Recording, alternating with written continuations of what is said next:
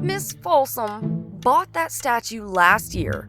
You heard her. She paid $200,000. I have a feeling that it is worth a lot more. Try just a little over $4 million.